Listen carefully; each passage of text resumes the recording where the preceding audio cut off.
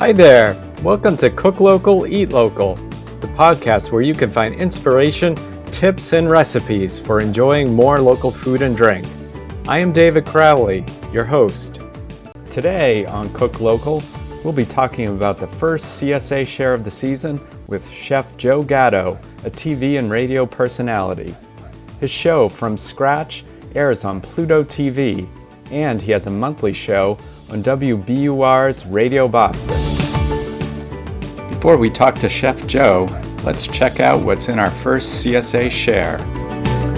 All right, let's check out what we have in the first CSA pickup of the season. Right off the bat, we have fresh local strawberries. They look nice and juicy, right at the peak of strawberry season, so excited about that. Next up is another good-looking red item, radishes with the radish tops. We love to make radish top pesto. We'll see if we get into some of that again with the radishes. Oh, speaking of seasonal, we still are in asparagus season, and we have some fresh local asparagus as well. To think about what to do with those. And we have a lot of scallions. Definitely have not been lacking for scallions lately. All right, we'll think about some good ideas for those. And we have some kale. If you followed along before here, you know we love kale here. In fact, I think we're going to use that tonight in a pasta dish. Ooh, and more greens, keeping it healthy here. Of course, all this stuff is going to be healthy. We got collard greens is the other green that I was referring to. And cilantro. I love cilantro. I don't know about you. I know there are lovers and haters out there. And last of all, we have green garlic. So we have a nice lineup of fresh produce to start the CSA season, and I look forward to hearing what Chef Joe has to tell us about some of these items and what we can cook up with them.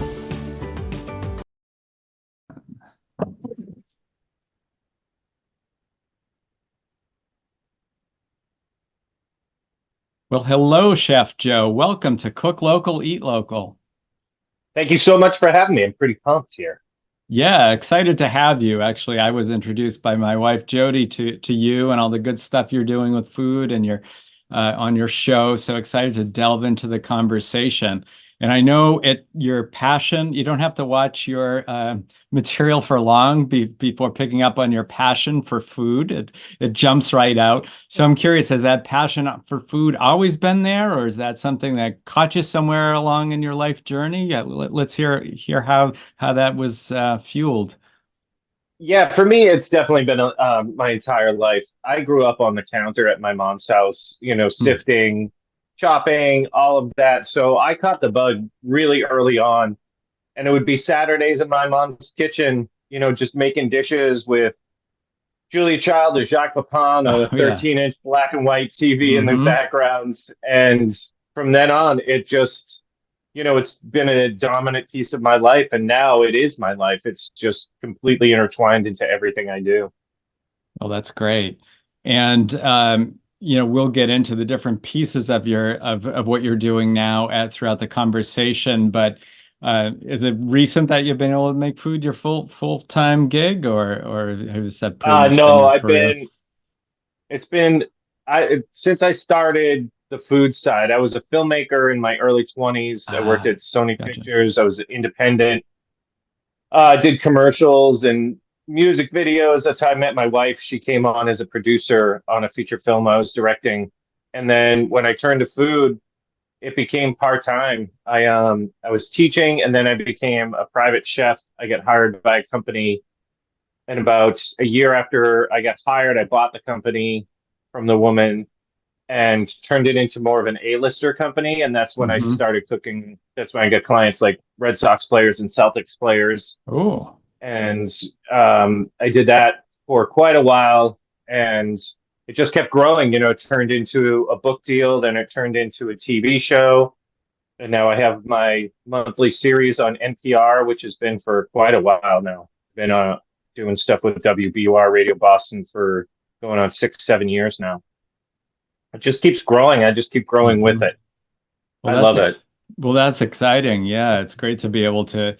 Not everybody gets to, make what they're passionate about. How they also put food on the table, literally in this I case. get So that's great. it. That's great. Well, we're gonna talk more about some of the facets of your business and your what you're doing on the shows and all that stuff soon. But as I explained, a lot of these episodes, especially now that we are in, local growing season with farmers markets starting, and also my CSA share. Yesterday, I picked up my first CSA share, which is always kind of exciting. Nice. Yeah, and so we're Yeah. going to talk about some of what I got in the bag. A lot of good stuff, some fresh local strawberries, which are just awesome this time of year. I think it's peak of the season. Um, Yeah. so good. And I shared the list of things, and we're not going to go through everything. You picked out some things I'm cool. Probably people I think listening could you probably use some ideas for, because I think part of the fun of doing a CSA, it is a little bit like sort of Iron Chef kind of thing when you get that bag, like what the heck am I doing with Yeah. this? And sometimes even what am I doing with this? So the first thing I picked up, and I do obviously some are just listening, so we'll have to describe it, but we're going to talk about green garlic. That's Yeah. what I have here, which I wasn't super familiar with before. Maybe one time last summer I got it in the food share. So maybe if you want to explain first that for the listeners, if you want to describe what it typically looks like, and maybe give us some I ideas. mean, I always thought it looked exactly like scallions. Mm-hmm. I mean, that's it's got the wide bulb at the end, but the stalk itself looks like scallions, and it does have that scallion look, but it has that very familiar garlic flavor, which I love. It's not as intense as like like a raw garlic, but Right. I love it. The only time I mean, and it's not out too often because it's Right. just this offshoot, that they don't actually grow it. It's just kind of an offshoot of growing garlic. Right. I use it for when I get them, I do a pesto Mm-hmm. with Yum. it. And I don't do pine nuts. I actually toast pistachios. Oh, pistachios And instead of pine nuts, huh? That's a new one. yeah, I find that a way richer, deeper pesto. And Mm-hmm. I'm not a huge pine nut fan, but the pistachios really give it a rich flavor. So you grind the pistachios with the stalks with the green garlic, and Mm-hmm. then I add a little Parmesan, a little lemon juice, salt, pepper, and you can do anything with it. Put it over some pasta. One of the things that I like to do with it, which stretches it out in a fun way, is you can mix it with a homemade mayo or regular mayo and use Oh, it for a okay. sandwich spread. Nice. And you get like that garlic pesto mayo, great with roasted turkey sandwiches. Just Ooh, something that sounds that good. it's really, really tasty, and it's a great way to use your share because Mm-hmm. you're lengthening it out, and you're not struggling to try to just saute with it constantly. So Right. using it in sandwiches and using it in pestos, you're getting those flavors, but you're not letting it just kind of rot, which happens a lot with CSAs. I know just from talking to people, it's in the Yeah. crisper, and you're like, okay, I did a saute with it, but I still have this much left. Right. So Right. now what? But pestos, you're going to get a week out of that in the fridge. And a mayo, you're Mm-hmm. going to get a week out of that in the fridge. So it's a great way to use your share in a different way than just trying to roast it or saute it. Yeah, that's a great idea. And I think you said, so you're using, I guess, again, for those who are watching on YouTube or something, you're using the whole thing pretty much. You're in that pesto. Pretty You're gonna, much. yeah. Yeah, pretty much. Yeah, you can. And one of the suggestions I have for people when they have something like that is slice the stock all the way down to the white and then Mm-hmm. taste it. Ah, Because okay. then you might have different ideas where you're like, okay, well, the green would be great for a pesto, but it's a little stronger down here by the root. I'm going to Mm-hmm. use this for something else. I'm going to use this as a supplement for garlic. I'm going to, chop it up and, saute it and maybe use it for some eggs in the morning, Yep. something like that. Just simple things, So if you're not familiar with something, I stress this in everything, classes, shows, you name it, Mm-hmm. taste it, really Right. taste it. So you just you're like, okay, now I know what that tastes like forever. I'm not Mm-hmm. just guessing. I'm not trying to use it like a scallion and then something doesn't work because I didn't taste it. So just familiar side, and it's going to be different as it goes down the stock. It's going to have a little different flavor. So definitely just get yourself familiar with it. That's a great idea. And then, like you said, you could use it for, part of it for one thing, part of it for another. Nice. Yeah. Exactly. Really stretch it. And, that's the whole idea of a CSA is to just kind of have fun and not Hmm. freak out that you don't know what it is, Right. which I know people do. Yeah, yeah, it's a fun chance to learn and try new things. I know, I mean, one reason I really like it is it's so easy to get comfortable if you're just going to a grocery store and get the same old vegetables all the time. And with the CSA, you're going to branch out for sure. Yup. That's the beauty of a CSA. It really puts you to your skills cooking. That's why tasting and experimenting with it. So what if you make a pesto and it's not your favorite? Okay, well, you gave Hmm. it a shot, but what if it becomes a staple? Right. And Yep. then you're like, Yep. oh, and now I'm going to make a scallion pesto. I didn't know I could do this with pesto. I thought pesto just had to be pine nuts and Hmm. basil. So Yep. now I'm realizing that this opens up a whole world. And if I do a scallion garlic one, I can do some kind of Asian dish. And, it just Mm. keeps opening Yeah. up doors for you in the kitchen. Nice, nice. So you've alluded to obviously I can see the teacher in you, yeah, talking about, the advice on how to taste. That's probably a good time to talk about. I know in addition to your shows and being a private chef, you're teaching classes. Want to tell us a little bit about the kind of classes you teach and maybe, uh, we don't want to give all your secrets away. We want people to sign up for your classes, but maybe you can give like an Yeah. example of another, one of a go-to tip you might share in one of your classes. Yeah, we do all different types of classes. So I do private ones in Boston that I work with all the resident hotels from the Mm, Seaport down to the Fenway, and we're doing, 30 to 40 people class. Sometimes I have one coming up for a pizza class where I'm doing 150. wow. And I do demos where I'm pulling fresh mozzarella and talking about how to make doughs and sauces and things like that. And then I have public ones that I teach in Stoneham at Food Revolution, which Hmm. you can look up, and they're all on Eventbrite. I do Great. usually one every month. Hmm. And last month we had a sold out pasta one where I taught people how to make the dough, and then you make fettuccine, tortellini, and ravioli by hand. And then we have a Yum. big dinner, and everyone eats family style. I make a pistachio pesto and a roasted garlic marinara. I have one coming up. I think it's 2 weeks that I'm doing a sushi class. Oh, okay. So you learn about the fish, you learn how to make sushi rolls, nigiri, maki, like you name it. We do a ton of things there, and that's at food. They're always at Food Revolution and Sven Fish, which is a great fish market out of Mm, Acton, supply the fish for that, and the fish is absolutely incredible. So we have tuna and salmon for that one. Those are super fun.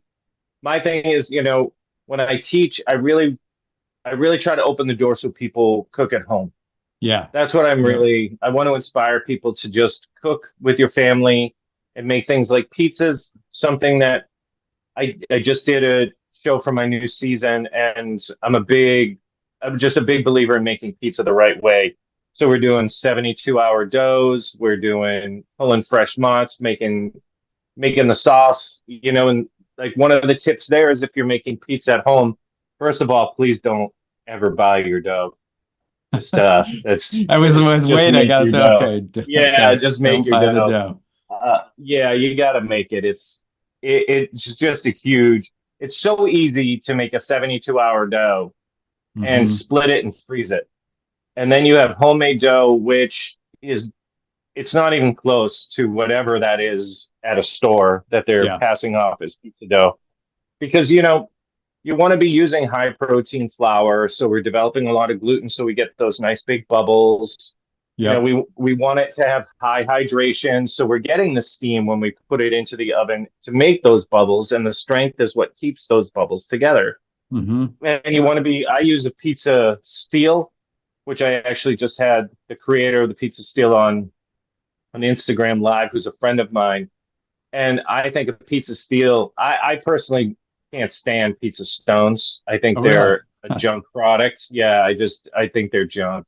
Hmm. Because when you're making a pizza, what you want when you slide that onto your cooking surface, you want that leoparding on the bottom, Okay. that Yeah. beautiful crisp, and you want Hmm. that instant hit of heat so it Oh, creates yeah. the steam to get those bubbles. What happens with a stone is when you put it on a stone, it does the opposite of what you want. It drops temperature. Oh, right. So Okay. Yeah. it has to come back up. And by that time, you're not getting the oven spring. And to get the crisp on the bottom, you end up overcooking your pizza. But with the steel, when you have that at like 525 in your home oven, when you slide that on, steel doesn't drop temp. Right. It just keeps that temp. So you get immediately get the steam. So you get the big bubbles on oven spring and you get that beautiful leoparding on the bottom. And, never cook your pizza sauce. That's a tip I always tell. Never cook your pizza sauce. You mean don't cook it before? Yeah. Okay. You want it to cook in the oven. Yeah. Because the freshness of the sauce you're using, whatever you're using, Cento, San Marzanos. Mm-hmm. You want that freshness and acidity to go against the creaminess of the cheese and the crunch of the bread. That's the beauty of a pizza. Yeah. So if you cook it down, it becomes all the flavors become homogeneous, and you get something that's just kind of existing. Whereas if you have a great tomato base that's not cooked, it cooks with everything in the oven. It should be about 5-7 minutes. Right. And then you get that beautiful freshness when you bite into it, which is what you're looking for. Yeah. Right. So we do everything. Go ahead. No, I'm starting to get a sense of where this from scratch becomes your theme. It's an obsession. So we teach everything. I do dumpling classes. I do sushi classes. I do pasta. I do pizza. I do French. I do crepes. I do cake pops. I do you name it. I've created it into a class. We do a beautiful gnocchi class where we do potato and ricotta gnocchi. Yum. So I try to do things that people that are accessible to people, and they can do with things in their pantry. I tend to steer away from, if you're doing pizza, sure, you can use double zeros like Caputo, which is a finely ground flour. If people don't know, it's like baby powder. It's very, very finely ground. And some people swear by it in pizza making. And it's great. And I've used it that way. And I've ground my own flour for my pizzas plenty of times. I grind all my own flour at home when I make breads. But I don't think that's something that people will do. Right. So using AP flour that's in your pantry is how I teach. Yeah. So it's something when you go home, you say, I can do this. I don't have to buy this specialty ingredient that might be expensive, that makes me nervous, and that I'm not used to using. AP flour, everyone's used to. So you can make a beautiful dough with that. Or if you want to take it next level, just get bread flour, because bread flour is something that's very easy to work with. I know it intimidates people. I talk to them a lot. But bread flour it has more protein in it, so you develop more gluten, which is giving your dough more strength so you can add more hydration so you get the bigger bubbles. It's very simple. There's no magic behind it. It's great for bread making because it does have more protein and develops more gluten. So it's those kinds of things that I like to teach. It's more about demystification. Yeah. And just giving people the knowledge so they can really start cooking, because I want people to use themselves, their art inside them, to start creating. And what you learn doing it from scratch is I'm giving you the knowledge that you can start creating instead of being attached to a recipe where, sure, you can read the recipe and do it, but if you lose that recipe, you don't understand what happened. Yeah. But when you come to my class, you understand what's happening. So when you go home, you say, okay, now I have a little freedom to use this ingredient, which I really like, which wasn't in the original recipe that I learned, but I learned how it works. So now I can use this, whatever ingredient you want, because you understand why it's there and what it's doing. That's kind of my teaching philosophy. Yeah, it makes a ton of sense, because whether it's to save some money and or to be healthier and eat better tasting food, you want people cooking at home more at the end of the day. And if it's too elaborate or what have you, that's gonna create a barrier for people when they get home. Yeah, I can see that. It totally does. I did a show for the new season today, and it was a Mexican style eggs Benedict. So I made English muffins. Really easy thing to do, to make English muffins at home. If you have a cast iron pan, you can make them super fast. I mean, it's just some rise time. Yep. Yeah, yeah. It's a very wet dough, like a pizza dough. It has high hydration. That's why we get the big, you get all those nooks and Oh crannies, yeah. Yep. and you're just cooking them in a pan with a cover. And you get that beautiful crust on the outside, and then making a hollandaise. Like people don't want to make a hollandaise because it's very intimidating, and I understand that. But once you understand it's just a multiplication, and I do it with just a hand mixer, Hmm. right? Just an immersion blender and a mason jar. Everything goes in the mason jar. You blend it together and you pour in hot butter slowly as you raise the immersion blender hollandaise. Boom. Nice. And when people see that and we do it in class and they're like, wait, this is all I have to do? Because Yeah. they see chefs do it where it's like, it looks so difficult. They have Right. specialty equipment. They're using their food processor. They're saying but there's a lot of simple steps to things like this. So when someone wants to make eggs Benedict at home, do they have to make the English muffins? No, but give it a shot. But if you're going to buy them, that's fine. But make the hollandaise Right. Right. and see the difference because you can make it in your way. You want lime Hmm. juice and cilantro like I did? Bingo. You want to just do lemon juice and pepper? Yeah, you can do that too. So it's really opening up. That's what I love to do. Just open the world up to people and let them experiment. Great. Great. Let's go back to the other item from my CSA this week that we want to talk about, cilantro. You just mentioned it in one thing. I know Yeah. fresh cilantro that I didn't even realize. I don't recall getting it before in the CSA. I didn't even know it was grown in this area, but I kind of associate with like Mexico or something. But I guess we can grow it Yeah. around here. So, what do you like to do with cilantro? I mean, I, that and basil are just my favorite herbs. Yeah. But I use cilantro all the time. One of my favorite things I make with cilantro is I make an avocado chimichurri. Ooh, that sounds good. And it is absolutely just a staple in my house. So it's avocados, a ton of cilantro, a little parsley, and then I use a little white vinegar, lime juice, and a little avocado oil, salt and pepper, Hmm. and just make this beautiful, creamy sauce that goes on everything from chicken to eggs. I mean, it's amazing on like a ribeye off the grill, like anything. It's Hmm. just such a versatile sauce and it's so easy to make. And once you make a batch of it, it's good in the fridge for like a week. Yeah, yeah, it keeps. Yeah, I make just some regular chimichurri. I'm pleasantly surprised at how long it will stay in the fridge. Definitely.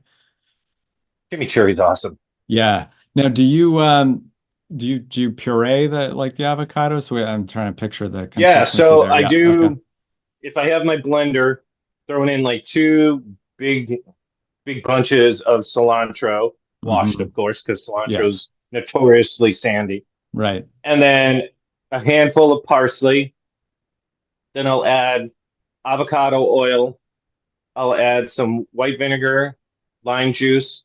If I have fresh oranges, I'll squeeze a fresh orange in. Oh, interesting. Yeah. And yeah, it brightens it up and gives it this little citrus note, which I love. And then I'll blend that up, and then I'll take two whole avocados and pop Hmm. them right in the blender and just hit on. Sometimes I have to stream in a little more oil Hmm. until it's like that consistency you're looking for. And I blend it until it's just really fine. And sometimes I'll have like a jalapeno or serrano, and I'll chuck that in with it when I blend it up. And it will just be a little spicy, but my kids aren't afraid of that, and neither's my wife. So That's good. that's fine. And it gets this nice, like it's a little lighter than a typical chimichurri Hmm. because of the avocados. It gives it this, almost pale green, but it's absolutely so creamy and delicious. We've done it everything. We've mixed it with rice. We just use it for everything. Yeah, that sounds delicious. Now, there's some cilantro haters out there, as you probably know, and I personally I don't get it. It seems like one of those things. There aren't too many people, neutral on either are a fan or not a Yeah. fan. Have you converted anyone in any of your class? I don't know how often you're using it in your classes. No, I mean, we use it a lot in classes, and what happens is people just avoid it because it tastes like soap to them. They have this Yeah. something in their mouth makes it taste like soap. So when people don't like it, it's very hard to convert them because they just kind of avoid it at all costs. It does something to them. I feel terrible because I love cilantro. Yeah. I was wondering that as you're describing your avocado chimichurri with there, I'm like, gee, maybe some people would have noticed it in that. Yeah, they still pick it up. Yeah, they Yeah. still pick it up. They'll try like that when we do like a big private party or something like that.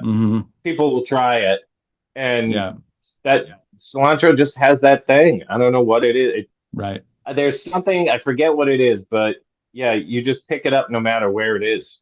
Yeah. Yeah, that's true. Yeah, maybe I guess it's probably genetic.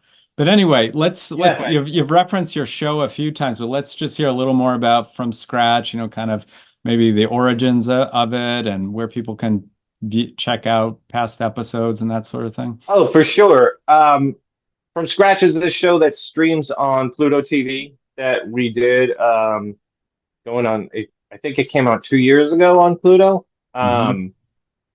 And what I did was I went around New England and I made everything from scratch. So I hand forged my own knives. I made my own charcoal. I pulled water out of the Atlantic and made salt, broke Wow. down whole animals, milked cows and made butter and cheese.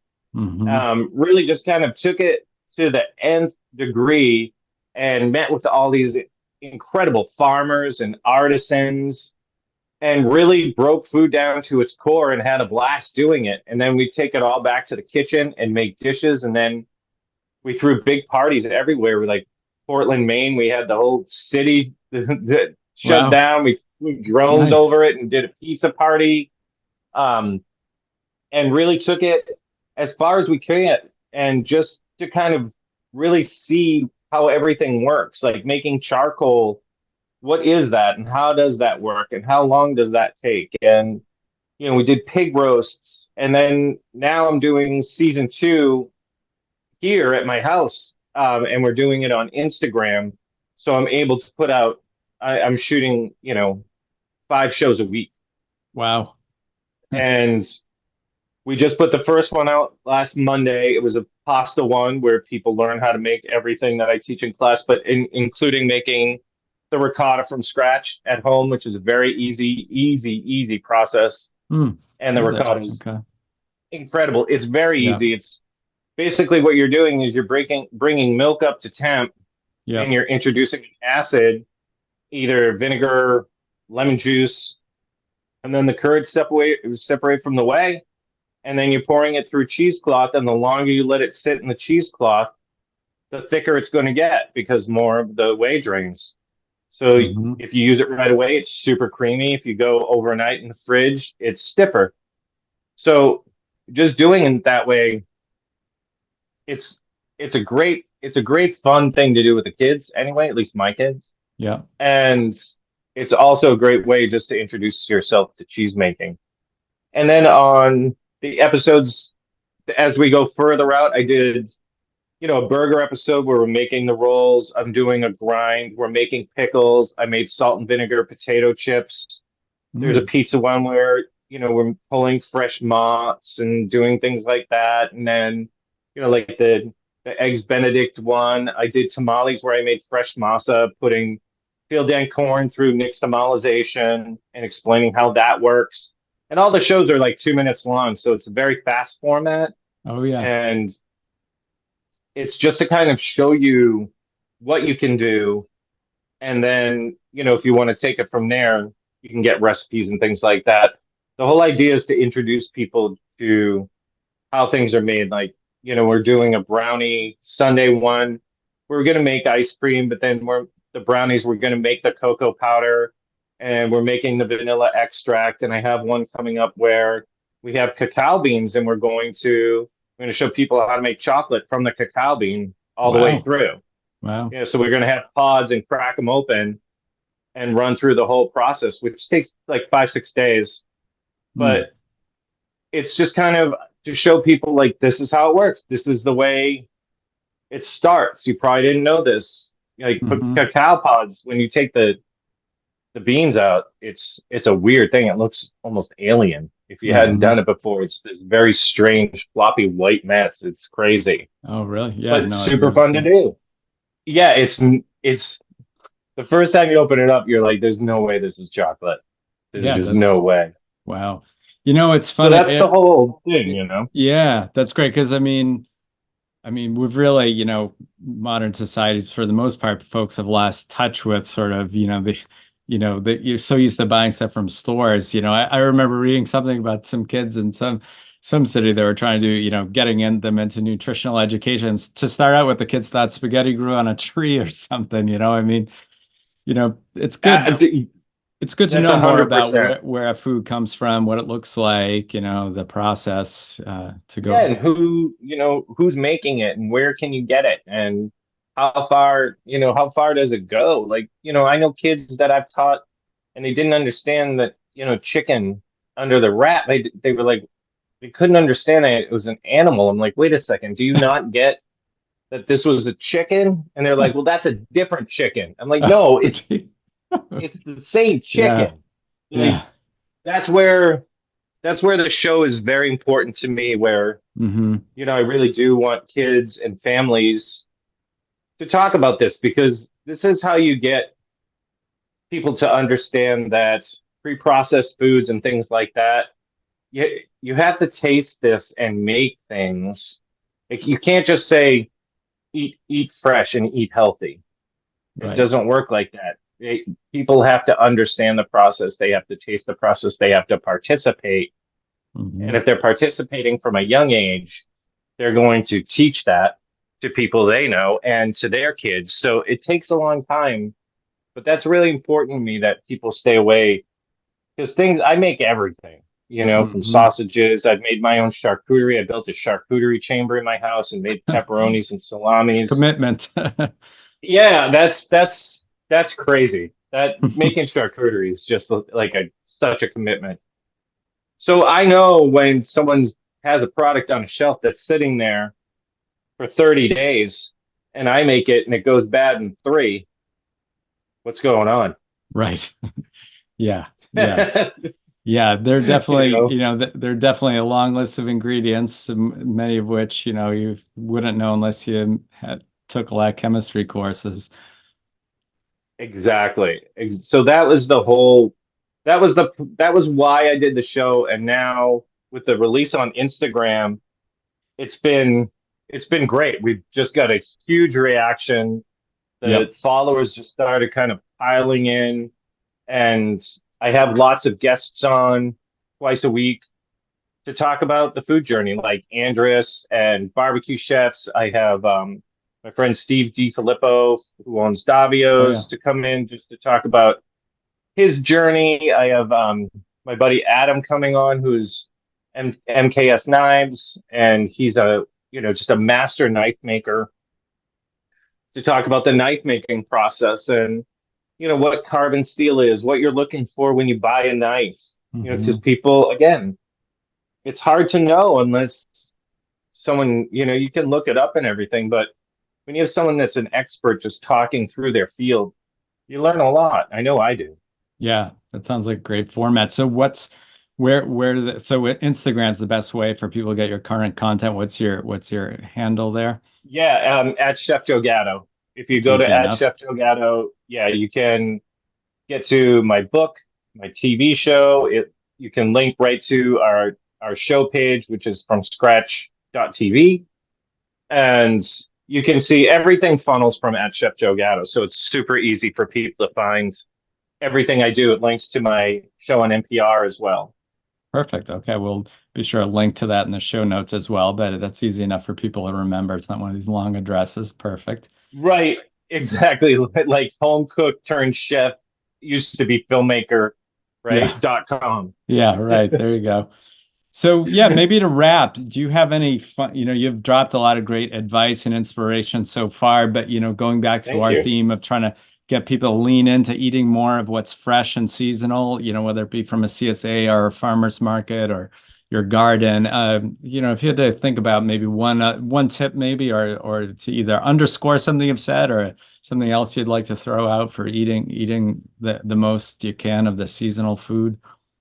Yeah, this is a simple thing, but when you get your CSAs or you're just at the store, make pickles. Making pickles Okay. is awesome. And I can tell you as a parent, like my girls, I have three, 6, 11, and 14. Hmm. And we make pickles, which is a very easy process to make quick pickles. And when my kids come home, they search out pickles from Hmm. school, not chips, not Wow, that's cookies. great. They want pickles, and you can pickle anything. But making pickles is something that's really fun. And if you're a burger fanatic, make your own grind and make your own pickles, and you'll never look back. You'll just That's never look great. back. And it's a great way to use extra stuff from your CSA. Pickle it. Great. And do you have an episode or something where you do pickles? Oh yeah, I do pickles. Yeah, there's pickles in my book. Okay. There's pickles on both the first season and the second season. And we do, regular pickles, they're cucumbers, but we also do, like pickled red onions and jalapenos, Yeah. which if you haven't had for like a conchinita pibil or just on a Oh yeah. taco, Yeah. Yeah. Good flavor for sure. unbelievable. Unbelievable. One of my faves. Yeah. And you do radishes too, right? We got a radish sometimes. Yep. That's something you definitely, I mean, I like radishes, but sometimes like, the three of us here and they're like, what, 20 radishes on this bunch? What am I doing? You're not going to eat them all, Yeah. just going through them without doing something like that. Yeah. Pickle them and use them for tacos. Yeah, that's great. All right, pickles. All right. I like, so that's advice you can lean into. Honestly, I have that's something on my list of things I need to branch out to do. So I'm going to check out your episode, some of your pickle episodes and get to it this Yeah. summer. That's my goal. Get pickling. You're gonna love it. It's so easy and it's so fun and it's super addicting. All right. Well, I'm going to take I love pickles, so I'm going to have to take you up on that and not rely on it. All right. Let Chef me know Joe, how it goes. yeah, it will. It's been awesome, Chef Joe, and I look forward to following your show and all that good stuff. It's been a pleasure. I really appreciate you having me on. This is great. Thank you so much and have a great weekend and good luck pickling. All right. Thanks. Thanks for tuning in to this episode of Cook Local, Eat Local. To get the show notes with links for recipes and resources we covered today, go to cooklocaleatlocal.com to get the podcast landing page. And please be sure to subscribe to Cook Local, Eat Local wherever you get your podcasts. Make it a great day with some tasty local food on your plate.